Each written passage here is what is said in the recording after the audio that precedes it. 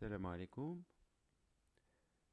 La vidéo 5 sur 6 de la playlist Exercices en électricité. Il sera consacré à quelques exercices en électrocinétique, notion de résistance équivalente, les lois de Kirchhoff, loi des mailles, loi des nœuds, et les modèles équivalents de Thevenin et de Norton, ainsi qu'un exercice sur le rendement en puissance d'un générateur. Alors, exercice 1 sur la résistance équivalente. Donc, voilà un dipôle AB avec 4 résistances. Quelle est la résistance équivalente entre les deux points A et B?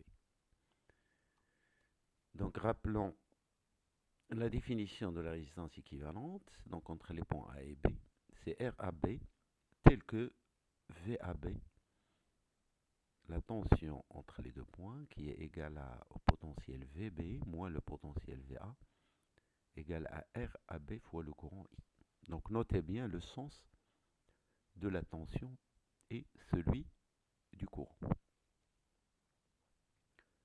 Alors je rappelle aussi que deux résistances R1 et R2 sont en série, si et seulement si elles sont parcourues par le même courant. Donc R1, R2 en série, I1 égale I2. Deux résistances R1 et R2 sont en parallèle, si et seulement si elles sont soumises à la même tension. V1 égale V2. Donc là, R1 et R2 sont en parallèle.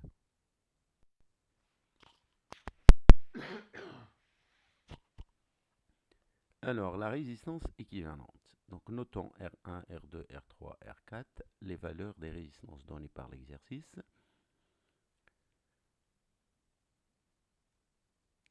Alors, on remarque que entre le point A et le point C, R1 et R2 sont en parallèle, puisqu'elles sont soumises à la même tension. Donc, la résistance équivalente entre A et C égale à R1, R2 sur R1 plus R2. De même, R3 et R4 sont en parallèle,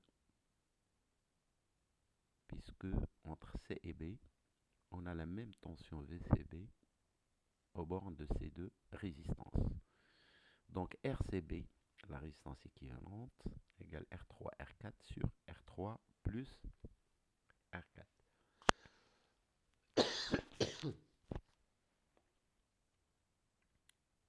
Alors on peut donc, comme intermédiaire de ce dipôle, le schéma équivalent entre A et B de résistance RAC et RCB. Ces deux résistances sont en série parce qu'elles sont parcourues par le même courant.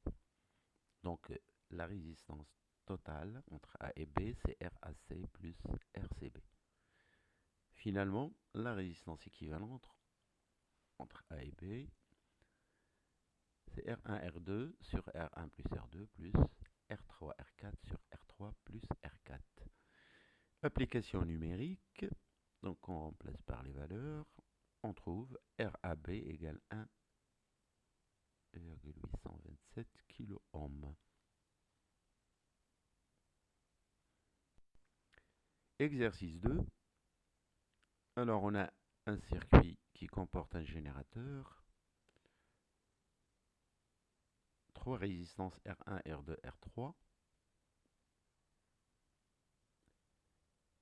On vous demande de calculer les courants I1, I2 et I3 en utilisant les lois de Kirchhoff.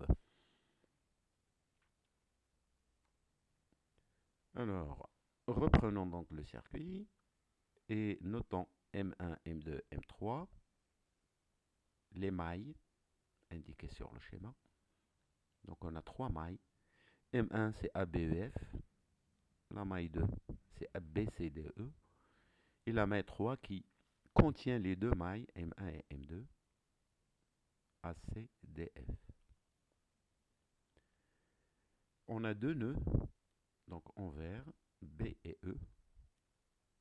Donc un nœud est le concours de au moins 3 branches.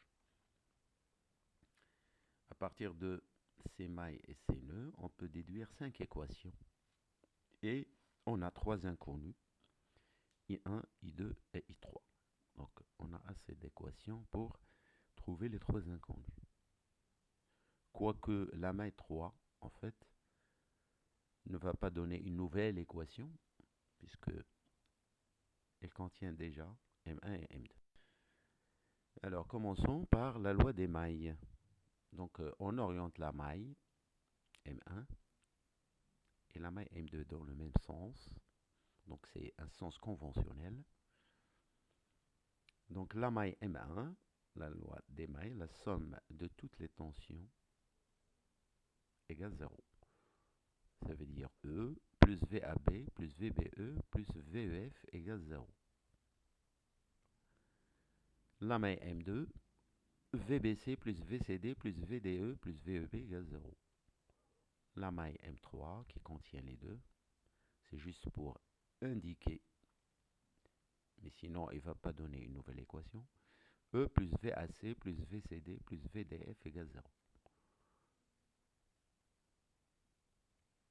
Alors c'est équivalent à, donc M1 on remplace par VAB, donc c'est moins R1I1, VBE c'est moins R2I2, et VEF c'est 0. La maille M2, moins R3I3 plus R2I2. Et puis la maille qui contient les deux, E moins R1I1 moins R3I3 égale 0. En fait, M3 se déduit de M1 et M2 puisque c'est la somme des deux. Donc si vous faites la somme M1 plus M2, vous allez obtenir M3. Alors, ça donne quoi? Donc ça donne une première équation, R1I1 plus R2I2 égale E. Une deuxième équation, R2I2 moins R3I3 égale 0. Donc il nous faut une troisième équation, puisqu'on a 3 inconnus, loi des nœuds. Le nœud B, on a I1 moins I2 moins I3 nul. Donc un courant entrant est positif, un courant sortant est négatif. Donc on met moins. Le nœud E donne la même chose, moins I1 plus I2 plus I3 égale 0. Donc on va noter ça, équation 3. Finalement, on a 3 équations, 3 inconnues. Donc le compte est bon.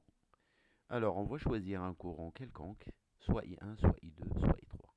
Et on met les autres en fonction de ce courant. Donc là, j'ai choisi le courant I1. On va mettre I2 et I3 en fonction de I1. Alors I2, à partir de la première équation, c'est E moins R1 I1 sur R2. Le courant I3, à partir de la deuxième équation, c'est R2 sur R3 I2. Et on remplace I2 par sa valeur, ça veut dire E moins R1 I1 sur R3. Finalement, la troisième équation,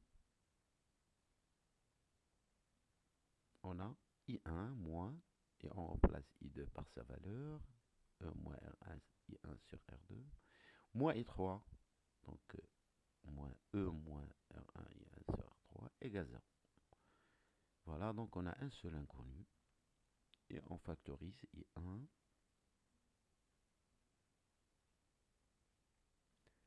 ce qui donne I1 égale E sur R2 plus E sur R3, divisé par 1 plus R1 sur R2 plus R1 sur R3. Ou encore, I1 c'est E sur R1 plus R2 R3 sur R2 plus R3. On reconnaît R2 R3 sur R2 plus R3, c'est R2 en parallèle avec R3.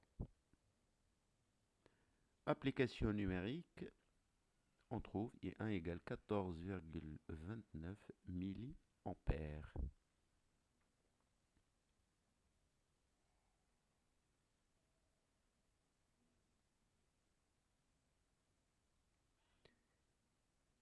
On en déduit donc I2 et I3. I2 égale 4,56 mA, donc c'est le chemin retour, et I3 égale 9,73 mA. Exercice 3. Calculer les différentes intensités du courant et la différence de potentiel entre A et B dans la branche AB en utilisant les lois de Kirchhoff. Donc là, on a un générateur 4 volts, 3 résistances 16 ohms, 4 ohms et 6 ohms, et un générateur de 24 volts.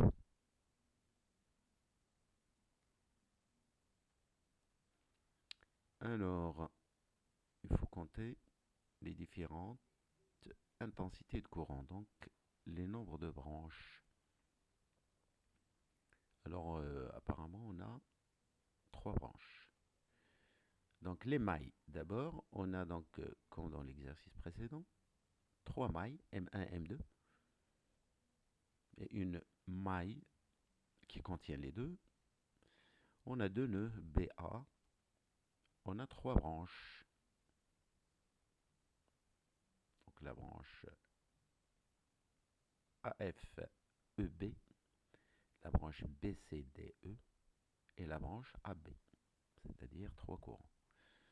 Alors, donc on a 5 équations et 3 inconnus, I1, I2, I3.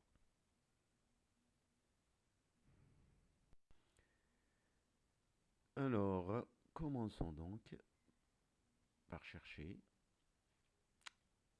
3 équations, 3 inconnus et 1, I2, I3. La loi des mailles, donc la maille M1, VFE plus VEB plus VBA plus VAF égale 0. La maille M2, VBC plus VCD plus VDA plus VAB égale 0. Donc la troisième, pas besoin, puisque c'est la somme des deux. Ça donne donc pour M1, je remplace par les valeurs numériques des résistances et la tension 4 du générateur. Donc 4 moins 16 I1 moins 6 I3 égale 0. La maille M2 moins 4 I2 plus 24 plus 6 I3 égale 0. Et bien si on arrange tout ça et on simplifie par 2, ça donne 8I1 plus 3I3 égale 2, 2I2 moins 3I3 égale 12. Donc il nous faut une troisième équation. La loi des nœuds va nous la fournir. B, donc le nœud B, I1 moins I2 moins I3 égale 0. Finalement, voilà nos 3 équations. Donc pareil, on choisit un courant et on met les deux autres en fonction. Donc I1, je choisis I1. I3 égale 2 moins 8I1 sur 3. I2 égale 12 plus 3I3 sur 2. Et on trouve 7 moins 4I1. Et j'applique la dernière équation, la troisième. Ça me donne I1 moins 7 plus 4I1 moins 2 moins 8I1 sur 3 égale 0. Ou encore I1 égale 1 ampère. On en déduit donc I3 égale moins 2 ampères et I2 égale 3 ampères.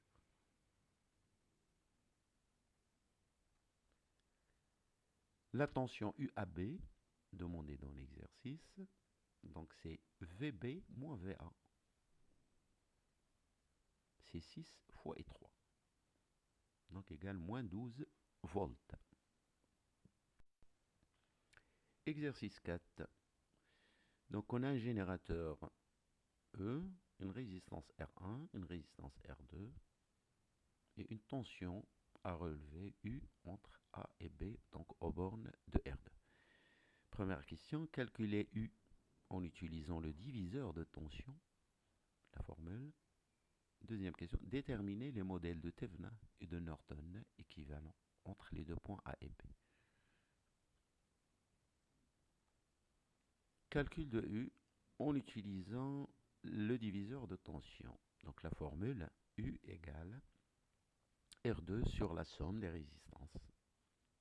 R1 plus R2 fois E. Donc U égale 8 sur 2 plus 8 fois 9. U égale 7,2 volts. Donc là, c'est pour ça qu'on l'appelle diviseur de tension. Tension du générateur égale 9 et U égale 7, alors cas 2, générateur équivalent de Thevenin. Donc je rappelle, entre les deux points A et B, le circuit donné peut être modélisé par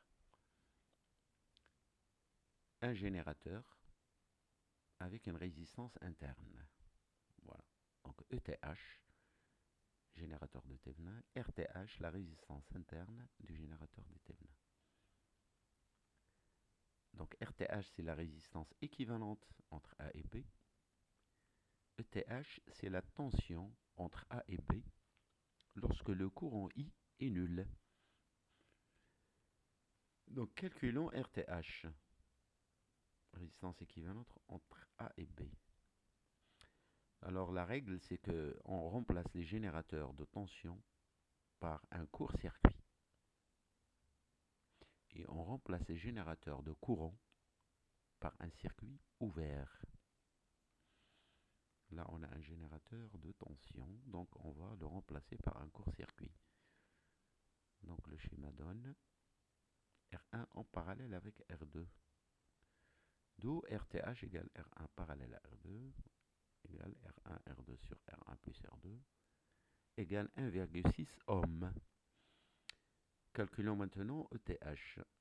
Donc il faut supposer que I est nul et chercher la tension entre A et B.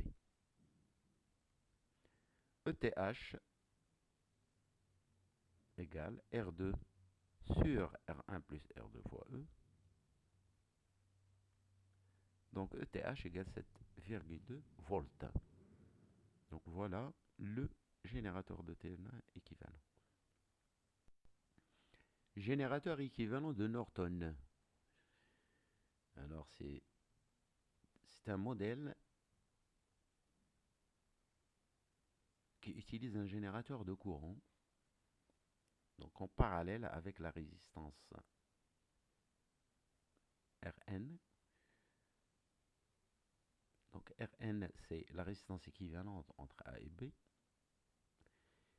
Et In, le courant de Norton, c'est le courant lorsque la tension entre A et B est nulle, c'est-à-dire tension de court-circuit. Pardon, le courant de court-circuit.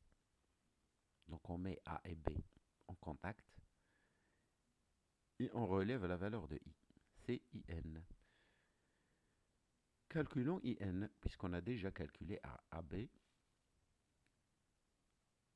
Calcul de IN. Donc il suffit de mettre A et B en court-circuit et de chercher IN.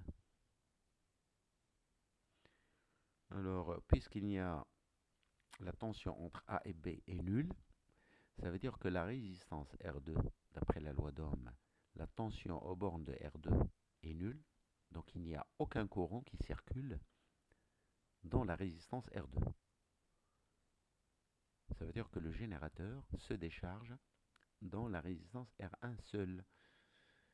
Et finalement, E égale R1 IN, donc IN égale E sur R1 égale 4,5 ampères. Alors, faisons une remarque importante qui va nous servir dans la suite. Rn, c'est RTH, puisque c'est la résistance équivalente entre A et B. Alors, si on divise ETH par RTH, c'est R2 sur R1 plus R2E, on l'a déjà trouvé, sur R1, R2 sur R1 plus R2.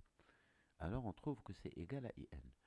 Ça veut dire que le courant de Norton, du générateur de Norton, c'est la tension équivalente de Thevenin divisée par la résistance équivalente. Donc une fois, si on cherche le Thevenin, on a automatiquement trouvé le modèle de Norton équivalent. Et inversement, si on cherche Norton, on a trouvé le Thevenin équivalent. Exercice 5. Déterminer les modèles équivalents de Thevenin et de Norton de ces deux circuits. On donne E égale 12 volts avec une résistance de 15 milliohms. Donc là, on reconnaît deux batteries en parallèle dans le premier circuit et deux batteries en série dans le deuxième circuit. Donc là, c'est deux batteries ou deux piles en parallèle, 12 volts en parallèle, et là, on a deux batteries, 12 volts en série. Bon, on va chercher les modèles équivalents. Commençons par les batteries en parallèle. Donc on peut deviner que lorsque vous mettez en parallèle deux batteries, vous allez trouver la même tension. Si vous mettez un voltmètre, vous allez trouver la même tension. Donc on doit s'attendre à E Thevenin égale à E. Il y a une modification concernant RTH. Et lorsque vous mettez deux batteries en série, on aura la somme des valeurs des tensions, donc 2 fois E. Alors c'est équivalent à Thevenin, donc le même schéma, ETH, RTH. Calculons RTH, c'est très simple. Vous remplacez E, les générateurs, par des courts-circuits. Donc ça va vous donner deux petits R en parallèle. RTH égale R parallèle à R, ça fait R sur 2. Donc 7,5 milliohms. Calcul de ETH. Vous supposez que le courant qui sort est nul. Donc la tension entre A et B, c'est ETH. Donc on a une seule maille, puisque I égale 0. ITH, c'est le courant délivré par E. Alors on écrit ETH égale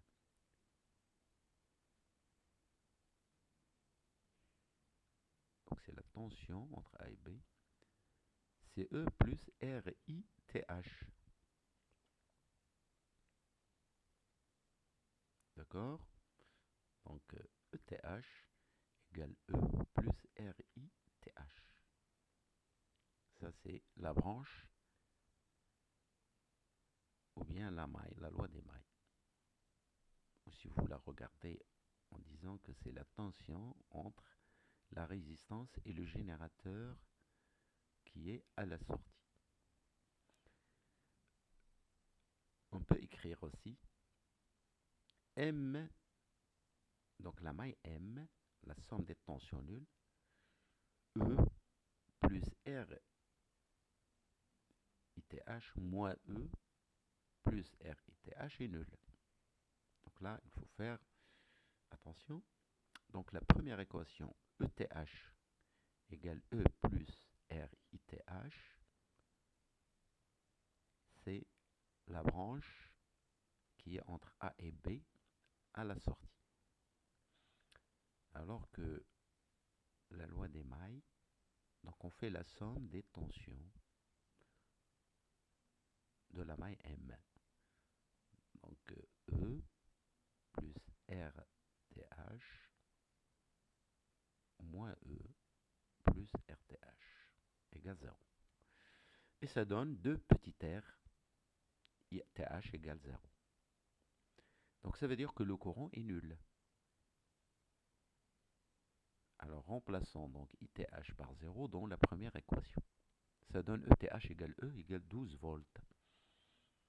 Voilà la démonstration. Donc ETH c'est tout simplement 12 volts. Batterie en parallèle, quel est le Norton équivalent? Rn égale RAB égale RTH. Voilà, donc c'est pas la peine de refaire le calcul. On a dit que IN c'est ETH sur RTH, donc c'est 2E sur petit r. Et R indice N c'est RTH. Donc c'est un générateur 2E sur petit r, générateur de courant, en parallèle avec une résistance R sur 2. Traitons maintenant les batteries en série. Alors, Thevenin équivalent.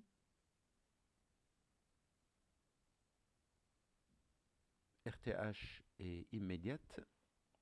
Il suffit de remplacer les générateurs de tension par des courts-circuits. Ça vous donne deux résistances petit r en série. Donc RTH égale 2R égale 30 milliohms. Pour calculer ETH, vous mettez I à 0. Ben, il n'y a aucun courant qui circule. Donc les tensions aux bornes des petits r est nulle. Et la loi d'Ohm dit ETH égale 2 fois E égale 24 volts. Ce qui est, disons, intuitif. Batterie en série, modèle de Norton. Alors, c'est générateur, donc I indice N, c'est E sur R, avec une résistance interne égale 2 fois petit r.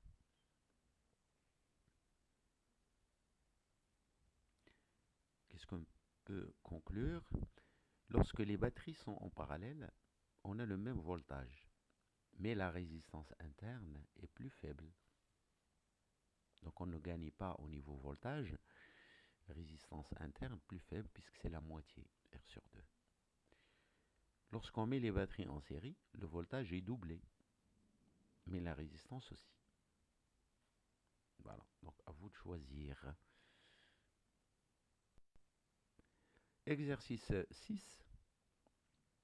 On a donc un générateur de courant I1, un générateur de tension E et trois résistances RA, RB, RC.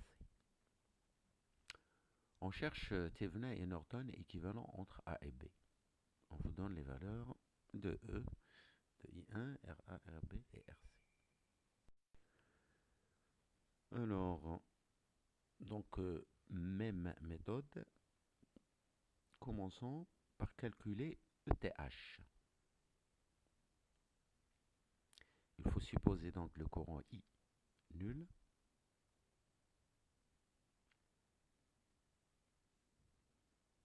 Alors, ETH, c'est la tension aux bornes des quatre branches. Donc là, on a quatre branches. La branche qui contient RA, celle qui contient le générateur de courant, la branche qui contient RB et la branche qui contient RC. Donc on note IA, IB, IC, les courants qui traversent les trois résistances. Alors commençons par écrire ETH, donc première branche à droite qui contient RC, ETH égale E moins RC, IC. La branche qui contient la résistance RB, ETH égale moins RB, IB. La branche contenant la résistance RA, ETH égale moins RA, IA. La loi des nœuds, IA plus I plus IB plus IC est nulle, puisque c'est égal au courant I. Donc on met la loi des nœuds en remplaçant IA, IB, IC par leurs expressions en fonction de ETH.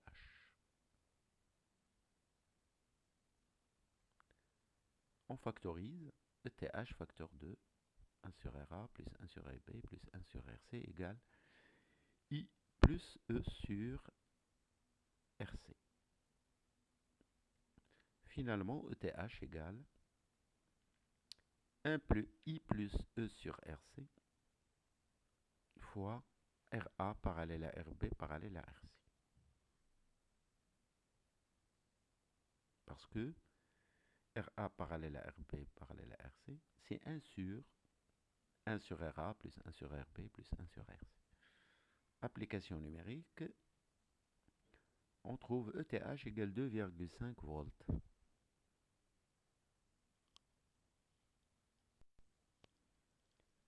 Calcul de RTH. Alors, on remplace donc le générateur de courant par un circuit ouvert, le générateur de tension par un court-circuit ou circuit fermé. Donc ça me donne trois résistances en parallèle. RTH, c'est RA parallèle à RB parallèle à RC. Application numérique, on trouve RTH égale 0,5 kg. Le générateur équivalent de Norton est immédiat, donc c'est ETH sur RTH avec une résistance RTH.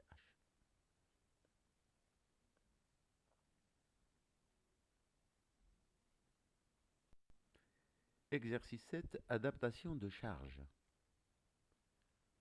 On considère un générateur E égale 12 volts, de résistance interne 5 ohms, petit r.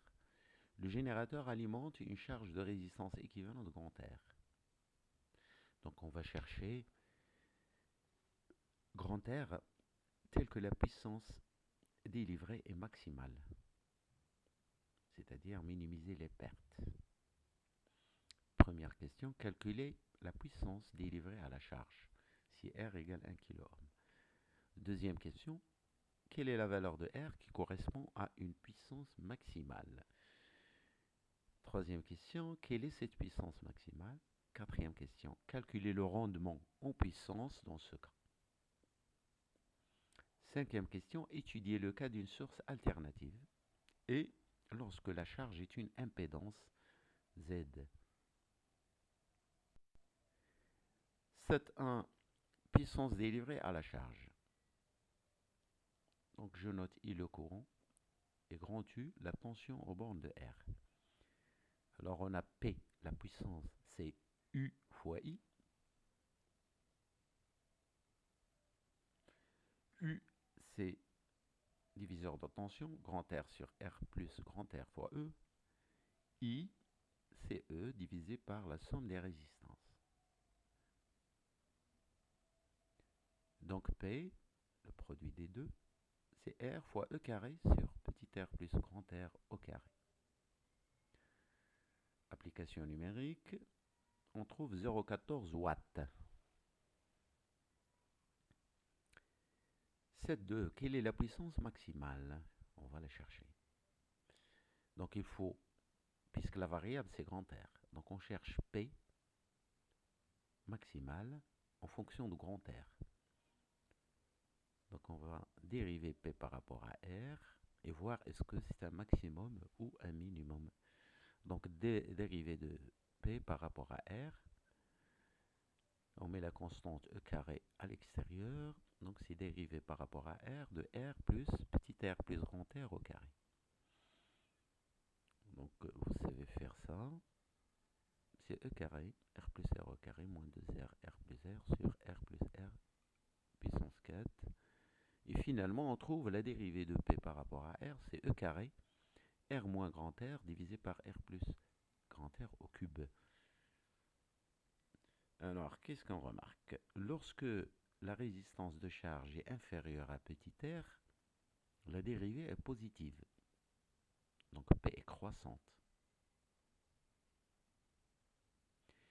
Lorsque grand R, la charge égale à petit r, la dérivée est nulle. Lorsque la charge est supérieure à la résistance interne, la dérivée est négative. Donc P décroissante. Donc voilà, là, on a croissance et décroissance. Ça veut dire que c'est un maximum. Donc P est maximal lorsque la charge égale la résistance interne du générateur. Quelle est cette valeur maximale? On remplace grand R par petit r dans l'expression de P. Donc on trouve petit r E carré sur R plus R au carré. Et ça fait E carré sur 4R. Donc P max égale 7,2 watts. On ne peut pas, le générateur ne peut pas livrer à une charge plus de 7,2 watts. Quel est le rendement en puissance? 7,4. Alors, par définition, le rendement en puissance, c'est la puissance délivrée à la charge divisée par la puissance totale générée. Alors, le rendement maximal de ce circuit, puissance maximale sur puissance totale, c'est-à-dire P max sur E carré sur 2R. La puissance totale délivrée par le générateur, c'est E carré sur 2R, puisque grand R égale petit r. Donc la résistance totale, c'est R plus R, c'est 2R. Donc la puissance totale, c'est E carré sur 2R. Donc ça fait E carré sur 4R divisé par E carré sur 2R. Ça fait 0,5. Donc le rendement égale 0,5.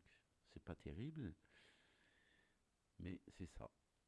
Ça veut dire que la moitié va à la résistance interne et l'autre moitié va à la charge.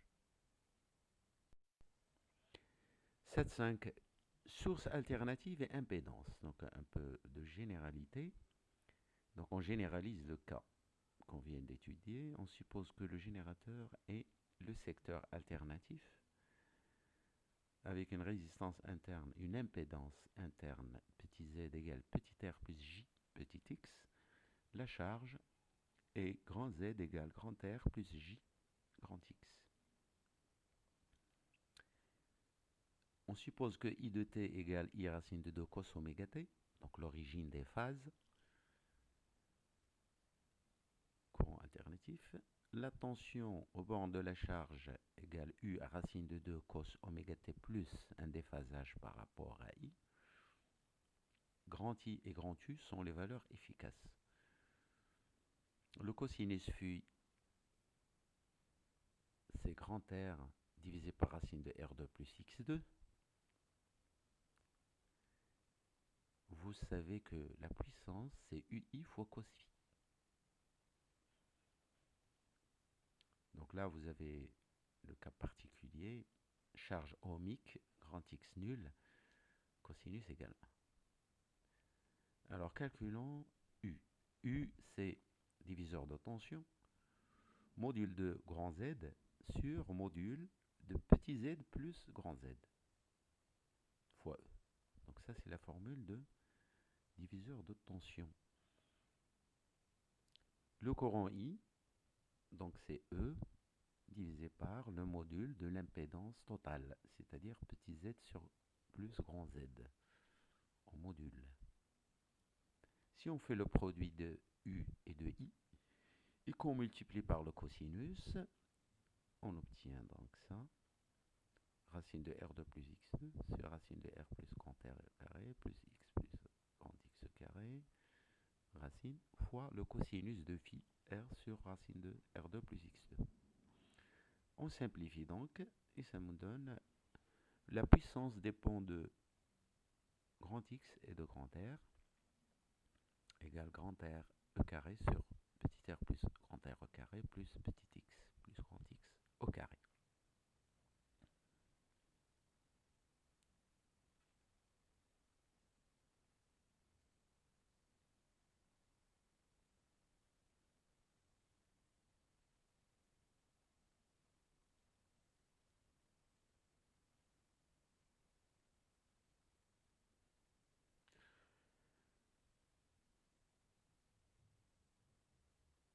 Je crois que j'ai oublié une racine en bas. Oui, le temps. J'ai oublié une racine.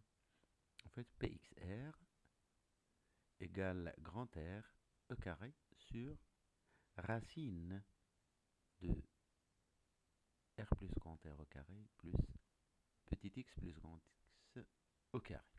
Donc il y a une racine. La formule encadrée en rouge, il est juste si vous rajoutez une racine en bas. Donc c'est racine de R plus R au carré plus X plus grand X au carré. Alors, pour maximiser P, entre autres, il faut minimiser le dénominateur. Il faut que le dénominateur soit minimal. La quantité petit x plus grand X au carré, elle est toujours positive ou nulle. Donc elle ne peut que diminuer la puissance lorsqu'elle n'est pas nulle. Donc lorsque grand X est différent de moins petit x, la puissance ne peut être que diminuée. Alors choisissons donc grand X égale moins X d'abord. Alors ça donne P lorsque grand X égale moins X, c'est grand R E carré sur petit r plus grand R carré.